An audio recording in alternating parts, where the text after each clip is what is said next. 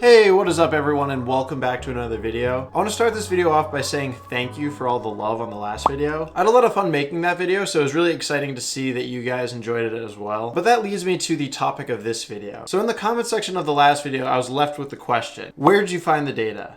As background information, I looked all over the place for a good data set for the tutorial. I did Google searches, I looked through Kaggle, pretty much anywhere you could find a data set I looked at to try to find data I was really happy with. I was looking for something that was simple enough to kind of quickly grasp and follow along with, but complex enough that we could perform really substantial analysis on it. And I just wasn't happy with what options I was finding. So that ultimately led me to the spot where I was like, okay, I'm not finding anything I'm happy with. How about we just create our own data? And so for the last video, I generated mock data that was very realistic. I was using statistics and math principles to kind of generate that data. And that was ultimately the data that was used in the analysis. And so in this video, we're going to walk through how we can generate mock data with Python. The Python libraries that you'll learn more about in this video will be NumPy, Pandas, and the Datetime library. So as a reminder of what we're working towards in this video, I'm going to load in the data that we'll ultimately be creating using a Python script.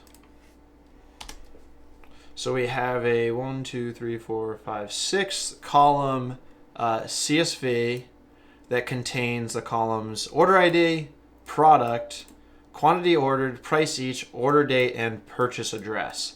So we're going to be talking about how we can generate each one of these fields and ultimately make this pretty big data frame. And I think learned this from a comment. I probably can get all sorts of information on this data here. So we're going to be generating roughly, it will fluctuate, but roughly like 200,000 rows of products, prices, addresses with a Python script in this video. All right, we'll start very simple. So let's start out by importing the libraries that we'll need. We might import a couple more as we go, but to start off, we'll want to import Pandas as PD, and we'll want to import NumPy, and then the third library that's going to be very helpful is going to be the Datetime library. For both NumPy and the Datetime, you might have to do a pip install before you can get going with these. So the data I showed you had 6 columns, so let's write those out real quick. It had the order ID, the product name, the quantity ordered, the price of each, the order date, and the purchase address. So these are the 6 columns that we're ultimately going to be generating data for, but it's good to start out with them as our base. Okay, now we have our columns. Let's start writing out the products that we want to fill in as our data. And so when I was doing this, I gave the kind of theme of all of the data as if it was coming from an electronics store.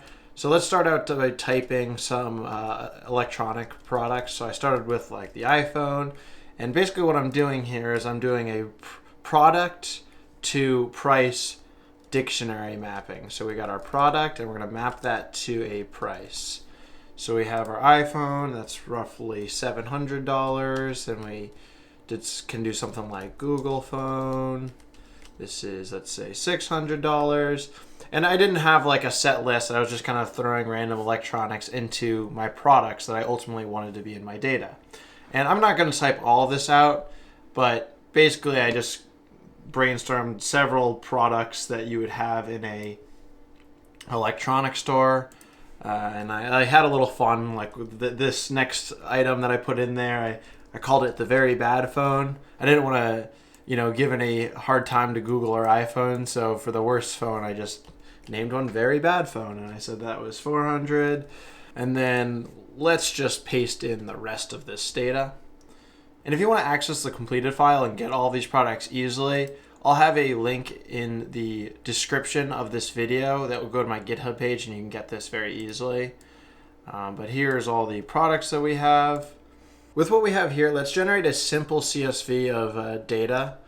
So we can start out by saying our data frame is equal to pd.dataframe. And this is going to be empty data frame, but we will set the columns equal to the column values we define. So it'll be an empty data frame with these columns. Next, we're going to kind of just randomly select products here and fill in rows with these randomly selected products. We'll be smarter about this in a little bit, but let's just get something working first. So for I and range, let's do 1,000 entries to start. We'll get a random product. And to do this, to get the random product, usually whenever you hear random, you also have to import the random library. So I'll do that real quick. But we want a random product, so I'm just going to do products.keys to get just the names of the products. And then I'll surround that with a random.choice. Okay, so that will give us a product. Let's say we want the price of that product. Well, we can just do equals products, and then we'll key on whatever product we just selected. That will get, so if we selected like Bose SoundSport headphones, if we did products with that key, then we would get 99. So we have the price. We'll just say our order ID. We'll fill in our order ID later, but we'll just say it's I for now. Order date we'll just leave blank, and purchase address we'll leave blank for now. I'll fill in like NA. So what would this data frame look like? So we could do dataframe.loc. We're going to put it in position I, so that will start with 0, go up to 999. And we're going to say the row there is, well, we can start building out a CSV or a data frame by just filling in a list that has the right dimension here. So our order ID we said was I. Then we're going to fill out the product we randomly selected, the price of, or I guess the quantity ordered we'll say is 1 to start. The price of that randomly selected item was price. Order date I'm going to just say is NA, and purchase address is NA to start. And so that will add 1,000 rows, and then to see if it works, we can do a df.toCSV test data.csv, we'll say. So let's see what happens.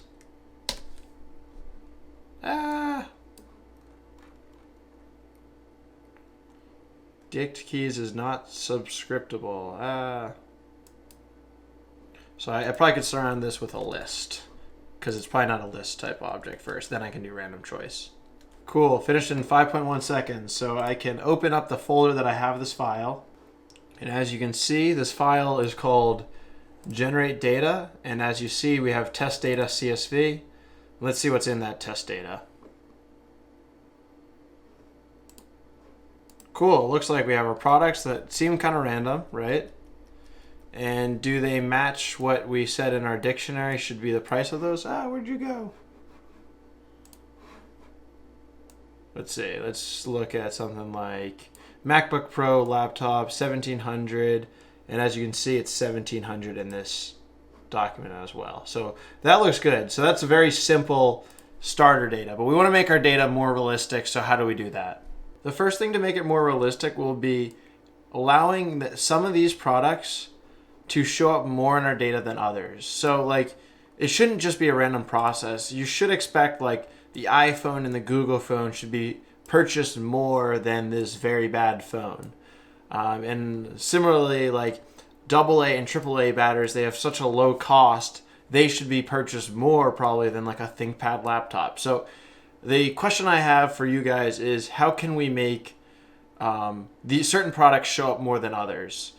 Feel free to pause the video and I'll walk through my solution in 1 second. Okay, my solution for this was to, in addition to having the price here in this dictionary, I also mapped a weight value. The exact weights that we will ultimately give these, so I could say, let's say, so the iPhone had a weight of 10. This exact value of 10 doesn't really matter, but, you know, it should always be kind of relative to the other products. So maybe if I said the iPhone was a 10, you know, maybe I expect the iPhone to be sold more than the Google phone. So maybe this is an 8. And then if we were giving a weight to the very bad phone, that's going to be a lot less than both the iPhone or the Google phone. So maybe we give that a weighting of 3. So we can keep doing this for each of the products in here. And as I did with the last time, I don't want to do all of this, but you should be able to kind of see what I ultimately use as my relative weighting scheme and kind of see why maybe certain values are what they are. So I'll paste that in real quick. Okay, so they all have weights now. Given that we have the weights now, let's actually use those values to generate our data again. So before we did random.choice and we selected a product from the list, now we're going to do the same exact thing, but we will factor in also this relative weight. And to do this, I'm going to first bring in the documentation for the random library, and we're going to go to random.choice.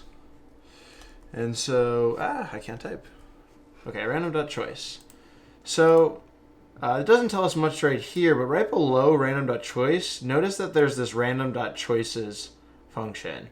And the first or the second parameter of that is weights. And it's currently set to none by default. And so let's see what weights does. So if weights sequences, specified selections are made according to the relative weights. Cool. This is exactly what we want. So now we need to use random.choices, and we want to pass in the weights. So the weights equal, and it's going to be this parameter of the dictionary. So how can we get that? I think the easiest solution is to use a list comprehension here. And I'm actually going to rewrite how we grab this too. So we're going to do two things at once. It's going to be the same exact value here, but I'm going to just make it a little bit neater. So we have first our product list, which is just going to be product for product in products.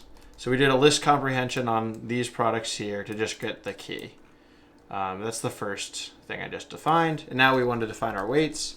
Well, we can do a similar list comprehension. We can do product, products, product, and then that will give us this list of values. We want to grab the second value or the first index.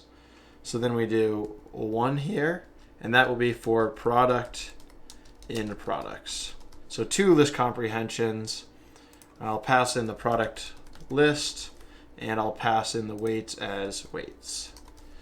And just to make this neat, we'll regenerate our data again, but just because it might be helpful, I'll also print out, before I save the data, the product list and the weights, just to show that we still have the same thing.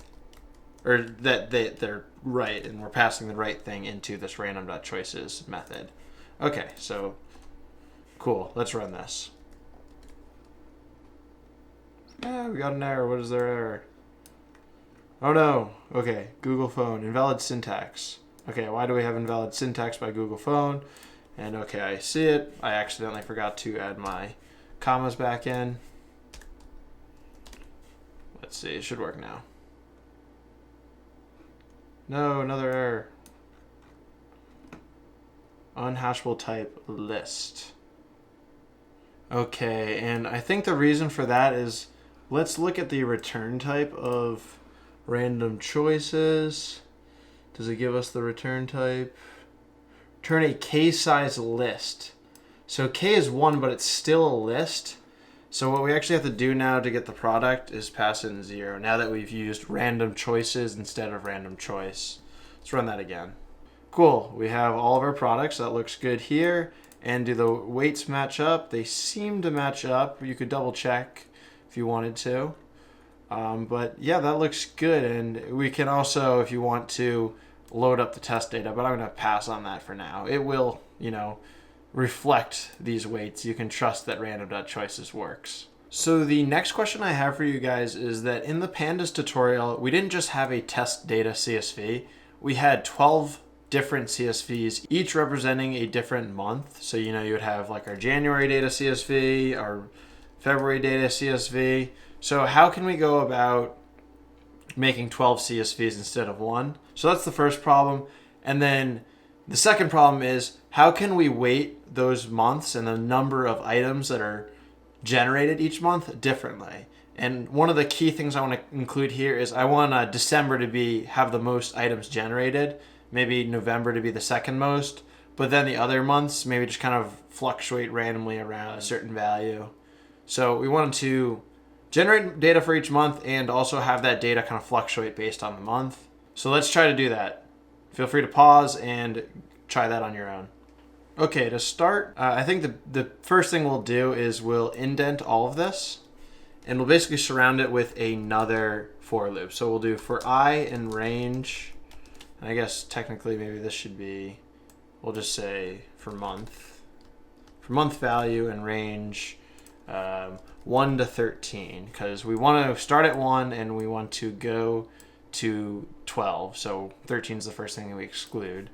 All right, so for that, we'll do the same process as before. We'll generate the 1,000 rows. I don't need to print this anymore.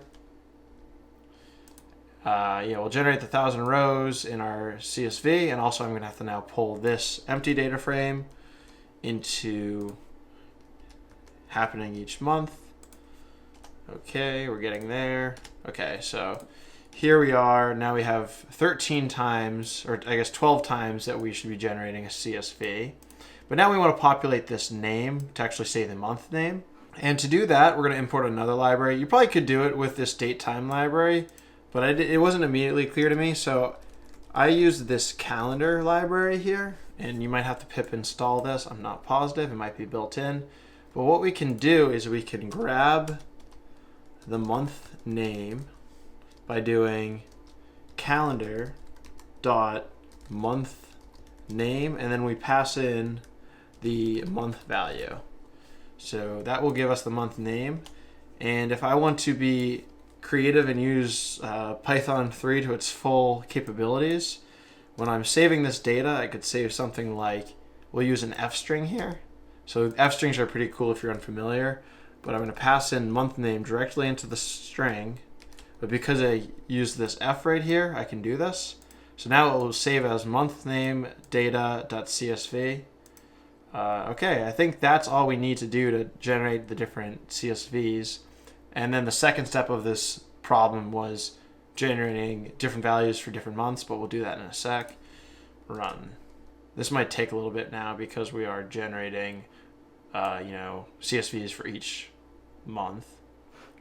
One thing to note is, as this is going, we can kind of check that it's working. January, February, March, April, May, June.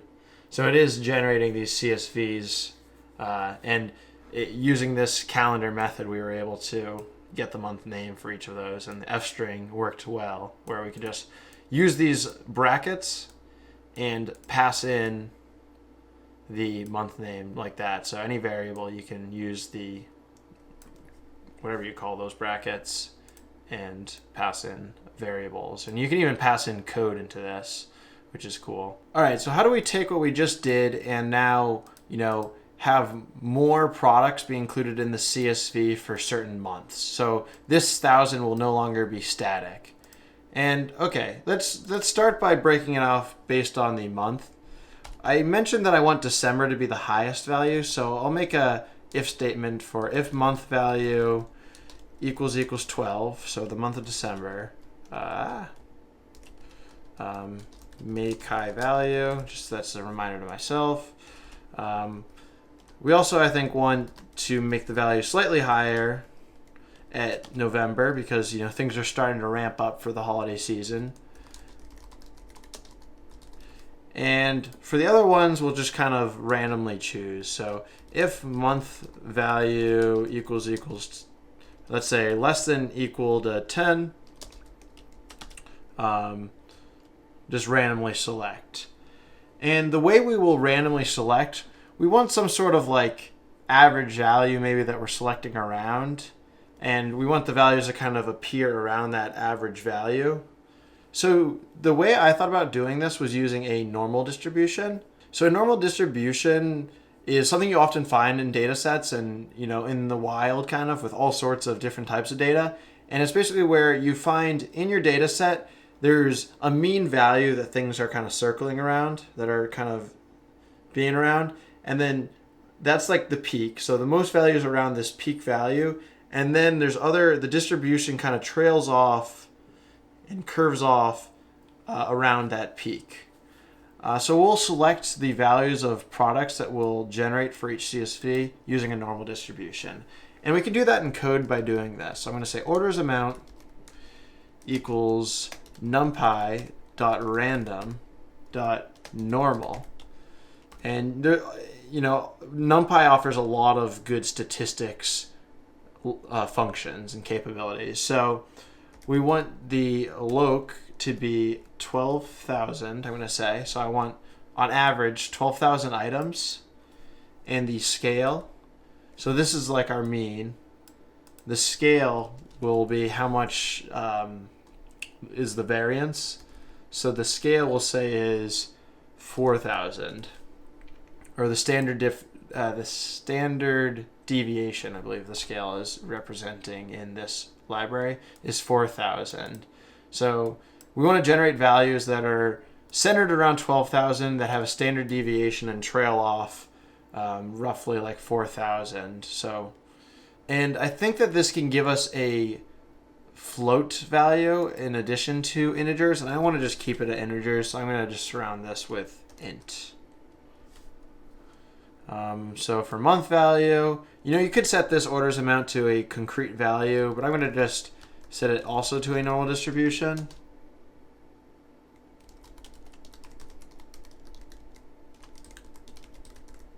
We'll give the mean this time have about 20,000 with a standard dev of 3,000.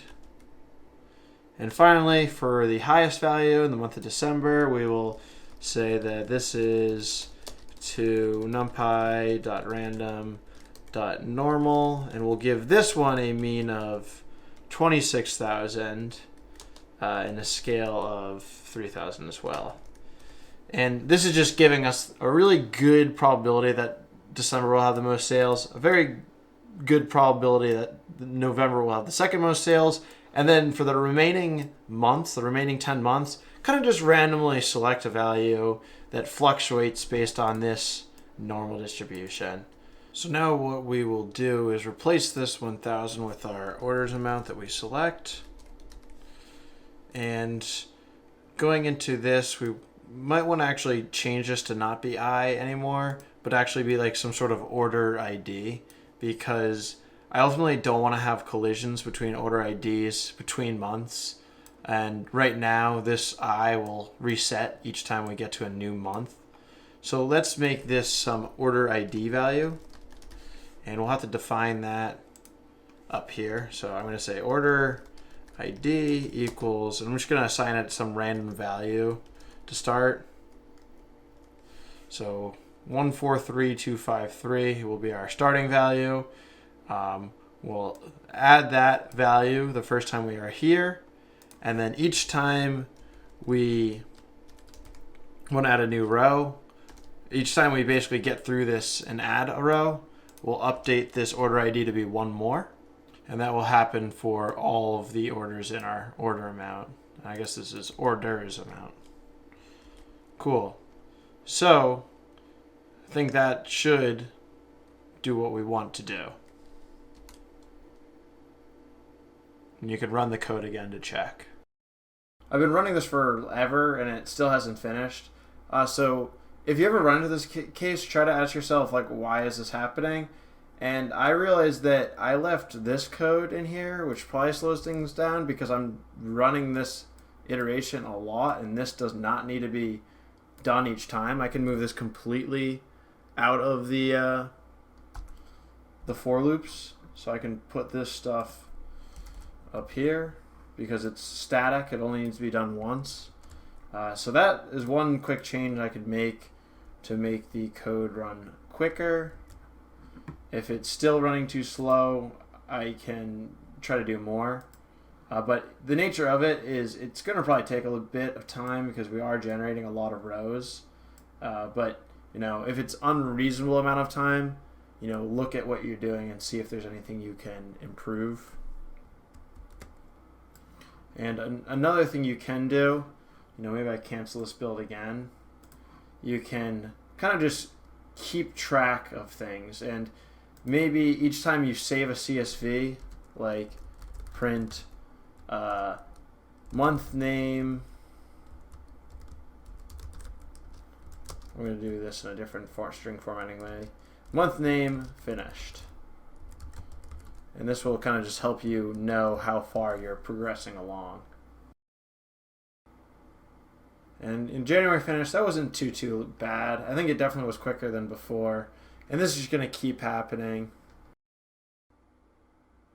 All right, it finally finished, and it only took 828 seconds. So obviously this is not something you want to do every time you run this mock data generation.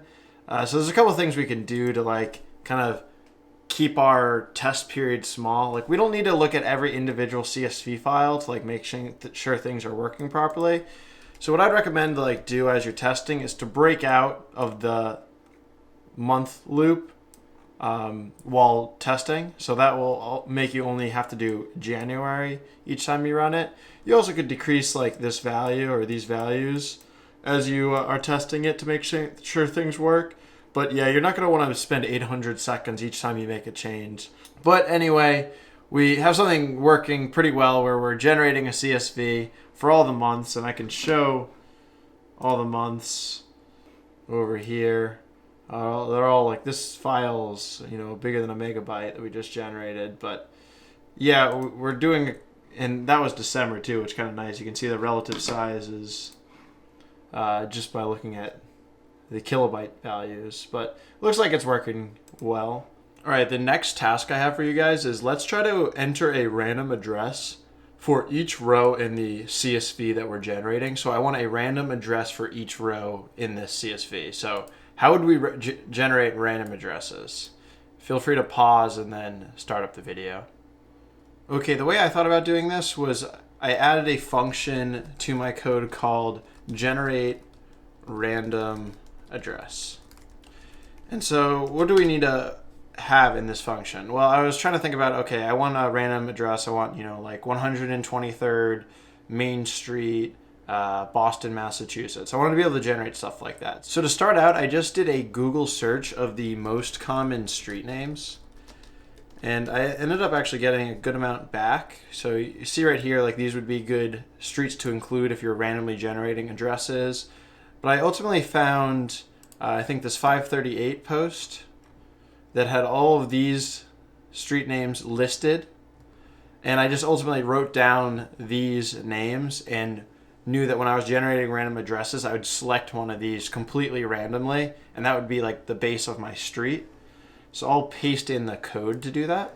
So the first thing we have in our generate random address will be some street names. So everything you just saw there was included. And you can, as I said before, you can find this file on my GitHub page. So if you want to just copy in this too.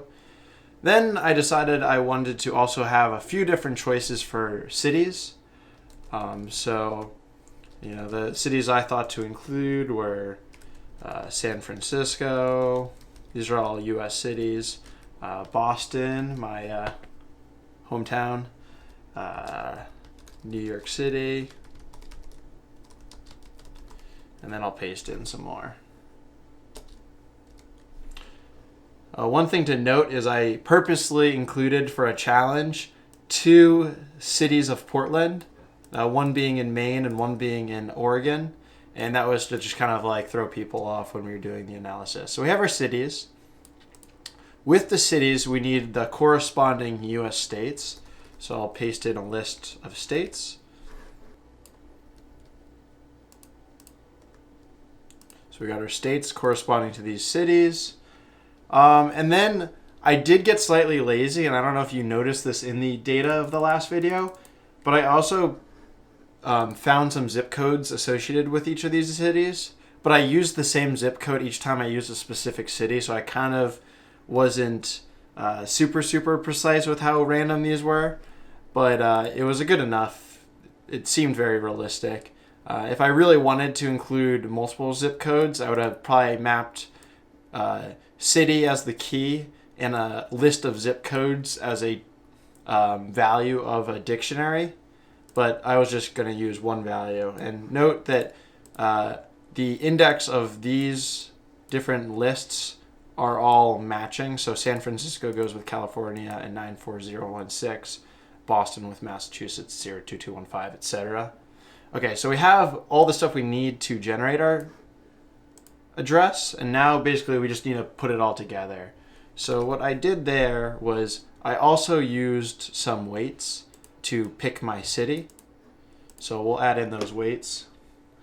This was kind of just thinking about generally, what cities are most likely to purchase a lot of electronics. So I weighted it according to that. So like San Francisco, I thought would probably purchase a lot. I thought New York City would purchase a lot. So these weights are relative to, how big the city is, how much money maybe is in the city. So we get these weights, and now it's packaging it all together. So we want to get a random street first off. So all we have to do for that is use our random.choice function you've seen before, street names. And then if we want to get a random city, we can do random.choices, just like we did for the product earlier in the video. And we can pass in, and basically what we're going to do is actually not pass in the cities list, but we're going to pass in the range of the cities list, just so we can get an index value and then use that in the corresponding cities, states, and zips lists. Okay, random.choices. So we're going to pick that index with weights equal to our weights that we put here. So as you can see, 0.5 is the least likely to be selected, and that's associated with Portland, Maine. 9 is the most likely, and that's associated with San Francisco, California. And as we did before, we need to get the 0th index of that. Now, finally, we can return an F string that has a address formatted. So I'm going to return the F string of random.randint. I'm going to give it the street a random number between 1 and 999. And then we will add in the street name, which we also named a variable. And then in actual string text, I'm going to write street, comma. Then we want to pass in, because it goes address, city, comma, state, comma, like zip code. So we want to do, to get our city, now we want to do, I guess this is not really a city, this is our index. To get our city, we would do pass in a variable, cities of that index, comma. Now we want to pass in the state abbreviation. So that would be states index. And let's see, what else do we need to do? And then we just need to pass in, I'm just going to do a space and then pass in the zip code. So zips index. And this right here, all of this logic right here, now we're randomly generating addresses. And this is what I did for the data. So we can go ahead if we want to, and each time we're generating one of these values, we can add an address equals generate random address, and then fill in this spot with our newly added in address. And just to make things simple, I'm going to make this number very small to just start out, just so it doesn't take long to run.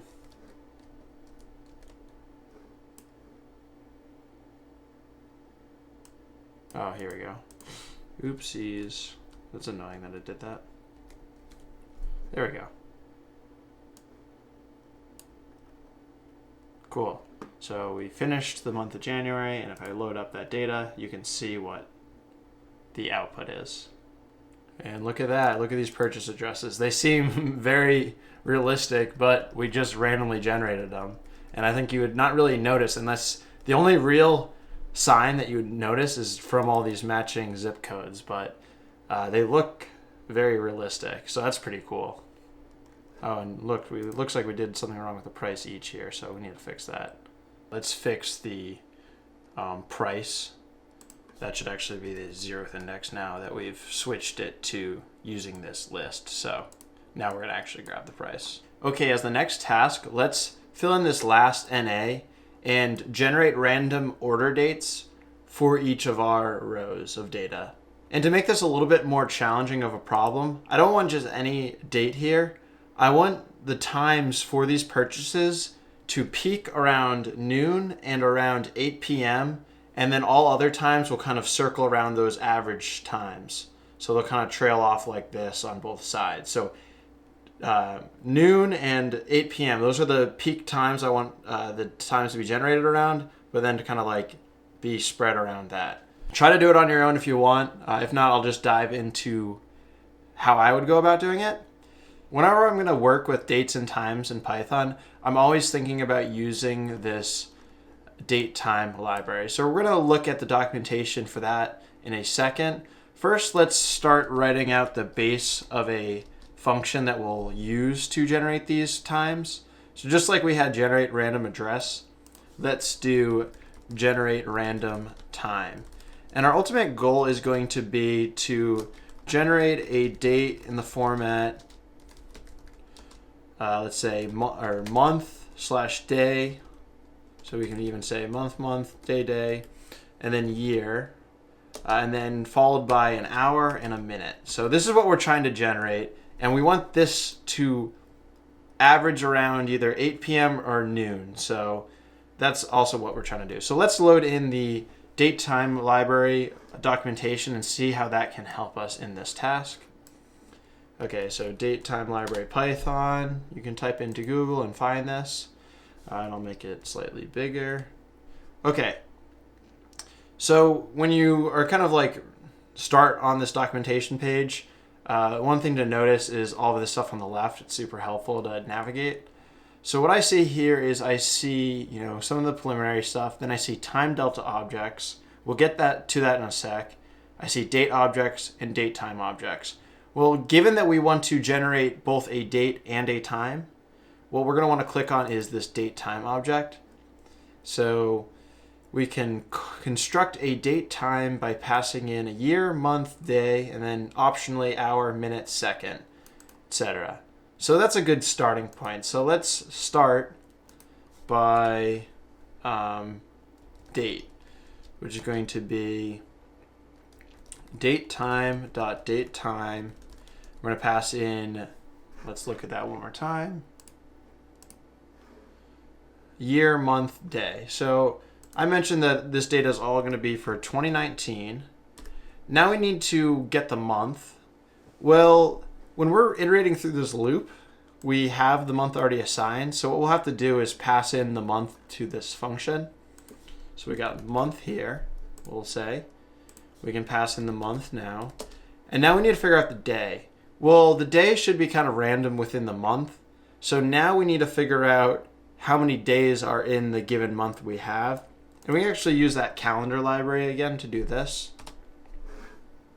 So to get the number of days in a month, we can do this function. And if you try to Google search how many days are in a month programmatically Python, you'd probably find the same solution. So given a month value, this is the number of days in that month. So if we want to select a random day, we can just do equals random.randint from 1, because every day starts on the 1st, to the day range. And pass in random day here. Now we need the hour and the minute. So what I said is I want it to peak at noon and 8 p.m. So we can start off and say that this is going to start at noon. So 12 here. And the minutes is going to be 00, or 0. It will parse both, but we want 0 minutes here. So 12 exactly.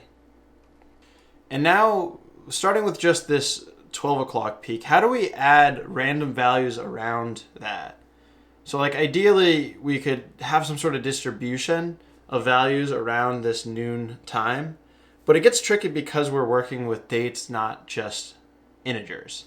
Luckily, going back to the documentation, that's exactly what the, let's go to the top, the time delta object is for. So we can utilize this time delta and add it to our date objects, and that will ultimately allow us to fluctuate up and down around that noon on the specific day we specify. So we have all of these parameters. So I'm going to go back to using our NumPy library. I'm going to say that our time offset is going to be a normal distribution again. It's going to be a normal distribution. So numpy.random.normal, you should remember this from earlier in the video, with a mean of 0. So on average, we don't add any time to this datetime object that we just created, but we want to have a standard deviation of, let's say, 3 hours. So if we pass in the scale equals to, you could say 3 here, 3 hours, that would work. Or I think what I did when I was originally doing this is I said 180, and I was just specifying 3 hours in minutes. So this is our time offset. So now when we create a time delta to add to this date, we can do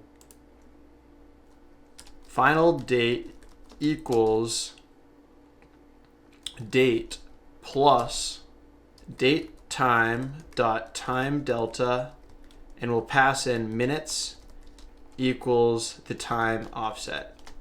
So because I'm using minutes, I'm going to specify minutes here. If I made this 0 to 3, I could specify hours. But the reason I ultimately set minutes was, given that this might return a integer value, I forget if it does or not, I just wanted to have a little bit more options of how much it could fluctuate. So I use minutes just to be safe. Okay, so that now gives us a random date around whatever our initial time was. I said I wanted to peak it around noon and 8 p.m. though, so we're going to do one additional little thing. I'm going to say if random is less than 0.5, we will select the noon o'clock time. Else, we will select 8 p.m. So we'll select our date to be 8 p.m., which in terms of a 24-hour clock is 20.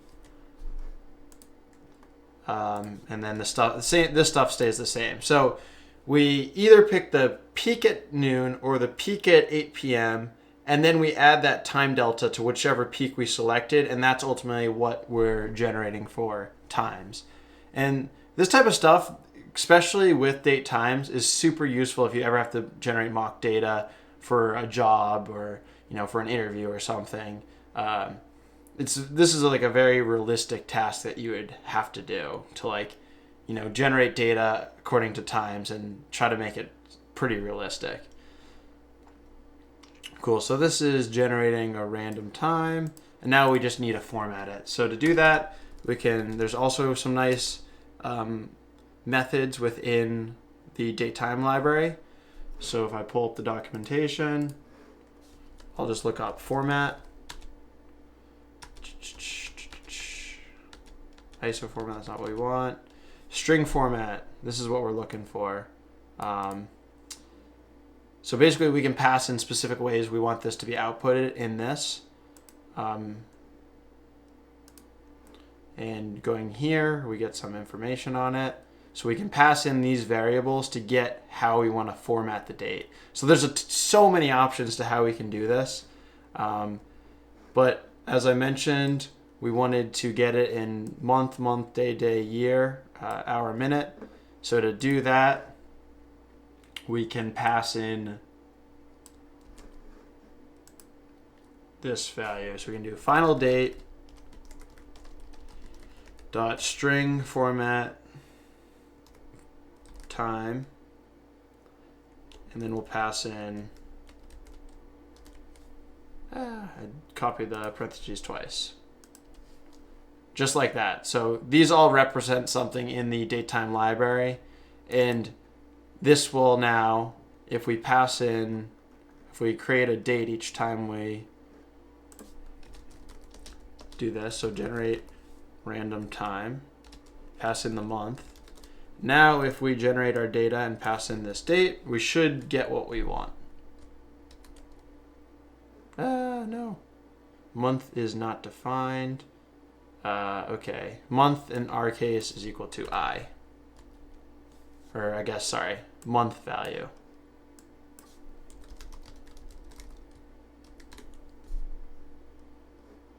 Cool.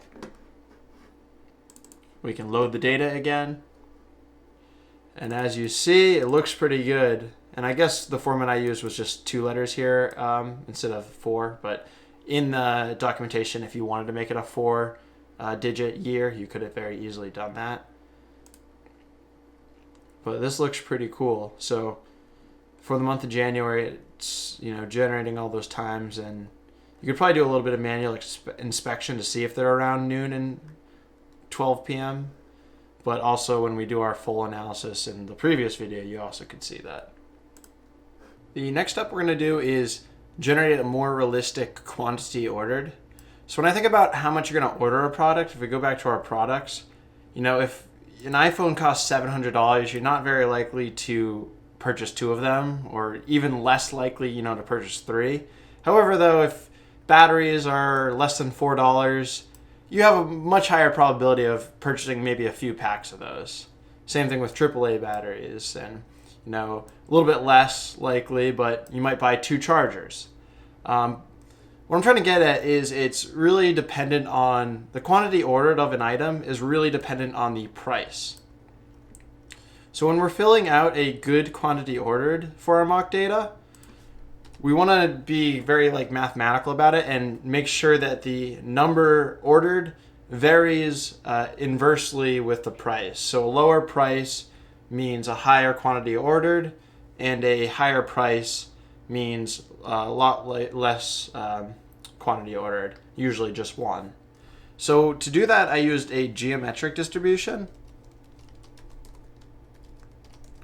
And basically the way you can think about this is, imagine you're flipping a coin. And what this geometric distribution does is counts the number of times you flip that coin until you get your first heads. So, if I was flipping a coin, maybe it lands on tails, and then the second time it lands on heads. So that would be 2.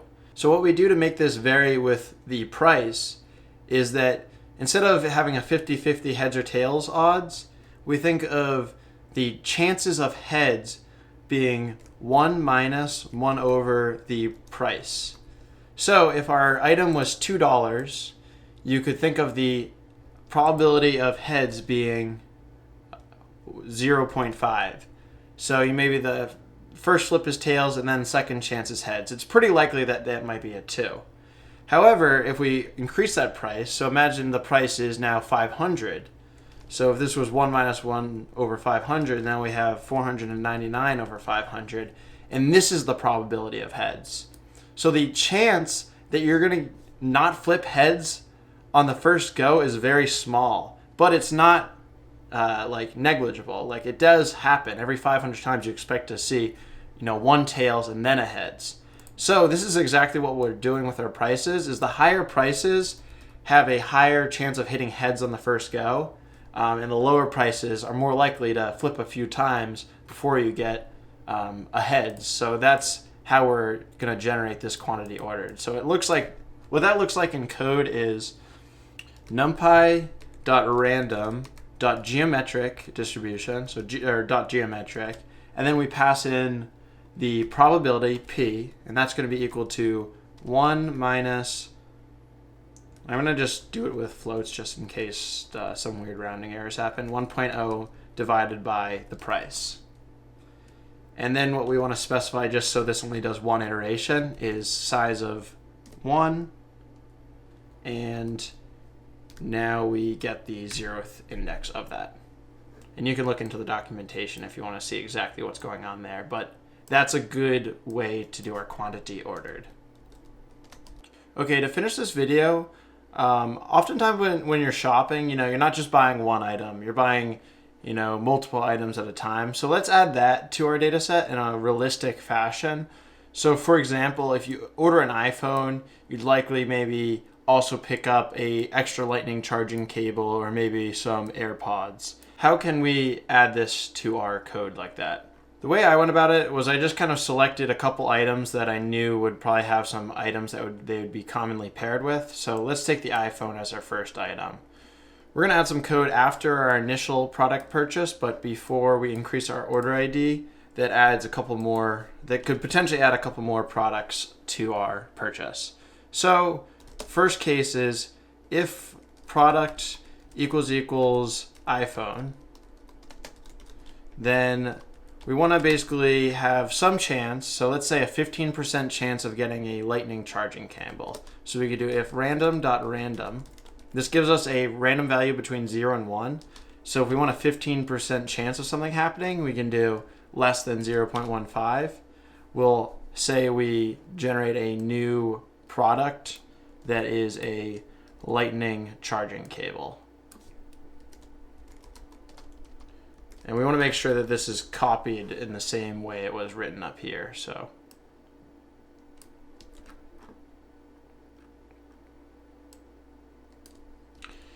okay, and the order ID stays the same because this is part of the same purchase we're saying. The quantity ordered might change and the price definitely changes, but the date and address should also be the same. So what I'm going to do is abstract some of this logic out into a function. So I'm going to just have a function called up here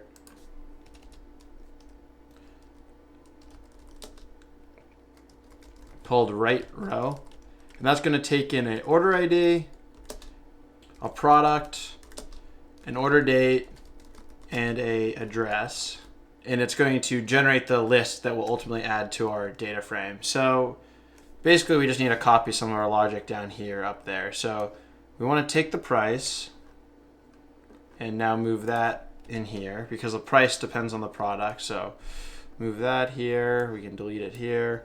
I'm going to move the quantity ordered into that function. So quantity ordered into the function, and now we just want to return our output, and that will just be the list that we normally had. So we can pass in this.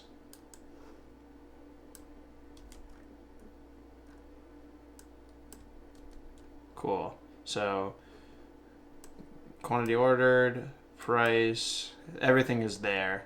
So now instead of doing this, we do write row of order ID, product, quantity ordered, and price are figured out in this function, and we should be good. And we can also now add this same code down here, but we want to make our product now the lightning charging cable. Cool, and because we're adding another row here, we also need to increase our I here. So I plus equals 1. This now gets us into a weird scenario where we're increasing I additionally in the loop. So honestly, what we'll want to do is not make this a for loop, but make it a while loop. So we're going to change this to while orders amount is greater than 0. We'll set an I variable outside of that. Every time we make a purchase, we'll increase I by 1. So in here we increased I by 1. And every time we finish with an order, we want to decrease orders amount by 1. Okay, so we just handled the case of adding multiple rows within a single iteration. Okay, so what other products might be ordered with a iPhone? I would say AirPods are kind of likely. So let's say we had a 5% of getting AirPods with our iPhone. So that would be right there. Maybe we had a, the other thing I saw there was just normal wired headphones. So maybe there was a 7% chance of getting wired headphones, just simple common man headphones, no expensive AirPods, wired headphones with our order. So we can keep adding things like and try to make it somewhat realistic, but this is how we would add a couple different products to a single order. So we could do the same exact thing with the Google phone or the very bad phone and add some probabilities. So that would look something like this. I'm not going to go through all of it to save some time. And then maybe we, it's not always specific things you're buying with specific other things. And actually I indented this one too many times. Any product might have a possibility of being ordered with any other product. So let's add one more spot where with just a 2% chance approximately, we just get any old item. So we basically are just putting in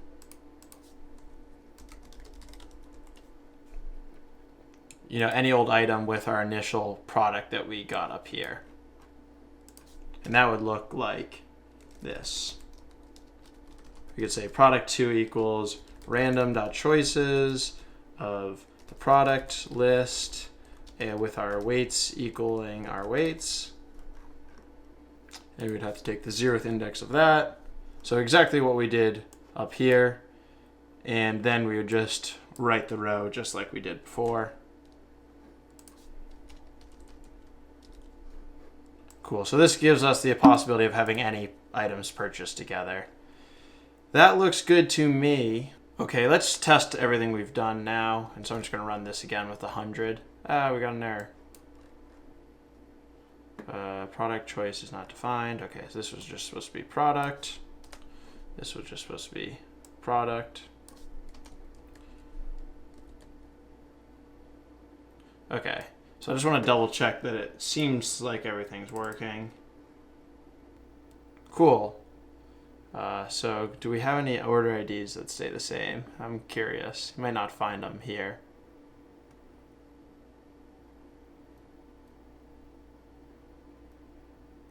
Yep, look at that. You see iPhone with a lightning charging cable here. 2 orders in the same one. That's nice. And you also see like these lower priced items like AAA batteries or AA batteries. They do have the quantity order that's up a bit. So everything looks good. This is awesome. So the final thing we want to do is just clean up the code a little bit. We've kind of confirmed that things seem to be working. So I'm going to remove this break because we're done testing. I'm going to up this value or restore what this value was normally and delete this other value. One thing that I recommend doing is putting all of this code here, indenting it once, and putting it inside of a main function so that if maybe you ever wanted to use any of these functions, you could use these methods without running all the other code. So we're going to say if name equals main. So this means that this code is only executed if you run generate data.py as the main file. That looks good. And then the last touch would be to actually go ahead and run the code. And as it, oh no, what happened? Oh, this should not be order number, it should be order ID. I screwed up there. So, oops.